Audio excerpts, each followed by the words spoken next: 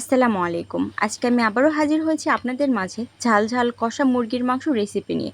অসম্ভব মজাদার ও সুস্বাদু, দেখে জিভে পানি চলে আসার মতো রেসিপি। দেখতে যেমন লোভনীয় ও সুন্দর, খেতে তেমনই দ্বিগুণ টেস্টি।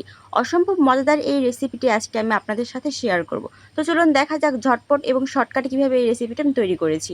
একদম মুখে লেগে থাকার মতো একটা রেসিপি। এখানে আমি কড়াইয়ে তেল গরম করে নিয়ে দিয়েছি পেঁয়াজ কুচি, কাঁচামরিচ এবং রসুন। এগুলো ভালোভাবে নেড়ে চেড়ে ভেজে নেব। আমি সব তরকারিতে কাঁচামরিচটা একটু বেশি ব্যবহার করি, কারণ কাঁচামরিচটা আমার কাছে অনেক বেশি ভালো লাগে। কাঁচামরিচের টেস্টটা অনেক বেশি মজাদার।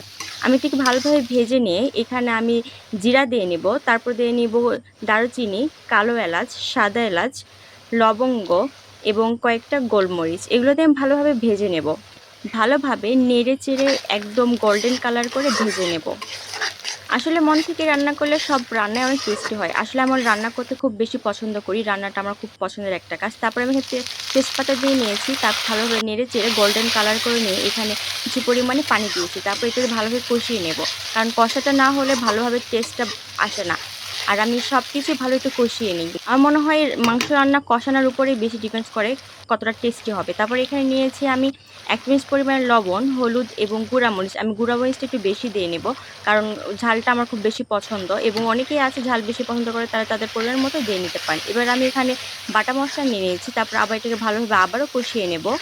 ভালোভাবে নেড়ে-চেড়ে কষিয়ে নিতে হবে।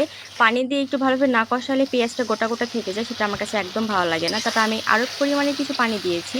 আর পেঁয়াজটা একটু গোটা, গোটা থেকে যায়। পেঁয়াজটা আরও বেশি মিক্সড হয়ে যাবে। যখন এটা কষানো হয়ে যাবে তখন এখান থেকে তেল বের হবে। দেখতেই পাচ্ছেন কতটা তেল বের হয়েছে। এবার আমি আমার পরিষ্কার করে ধুয়ে রাখা মুরগির মাংসটা দিয়ে নেব।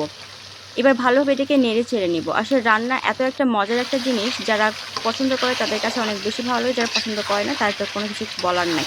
আমার রান্না এতটা পছন্দের যে আমি বলে বোঝাতে পারবো না। নতুন কিছু ট্রাই করতে আমার আরও বেশি ভালো লাগে। যখন আমার রান্না খেয়ে প্রশংসা করে সবাই, তখন আরও বেশি ভালো লাগে।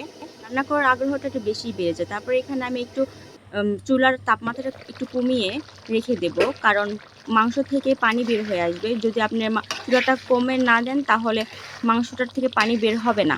আমি একদম তাপমাত্রা কমিয়ে দিয়েছি, কারণ মাংস থেকে এই তাপমাত্রা না কমিয়ে দিলে পানিটা ঠিক মতো বের হয় না। আমি সেই পানিতেই মাংসটা একবার কষিয়ে নেব। এখানে আমি বাড়তি কোনো পানি ব্যবহার করব না।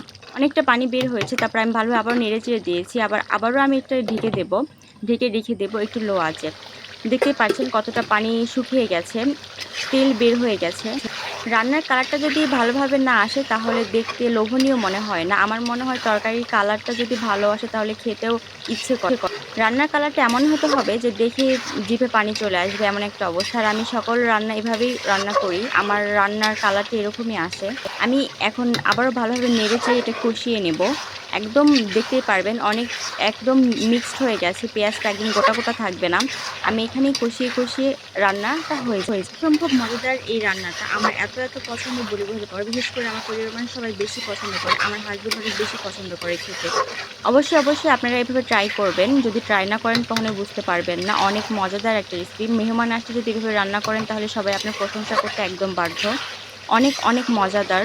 আর কেমন লাগে জানি না, কিন্তু আমার তো অনেক বেশি ভালো লাগে। এইজন্য আজকে আপনাদের সাথে এটা শেয়ার করলাম। অবশ্যই যদি আপনাদের ভালো লেগে থাকে তাহলে অবশ্যই শেয়ার করবেন, কমেন্ট করবেন এবং সাবস্ক্রাইব করবেন এবং পাশে থাকবেন। যেহেতু আমি অনেক নতুন, আপনাদের সাপোর্টটা আমাদের অনেক বেশি প্রয়োজন। ধন্যবাদ।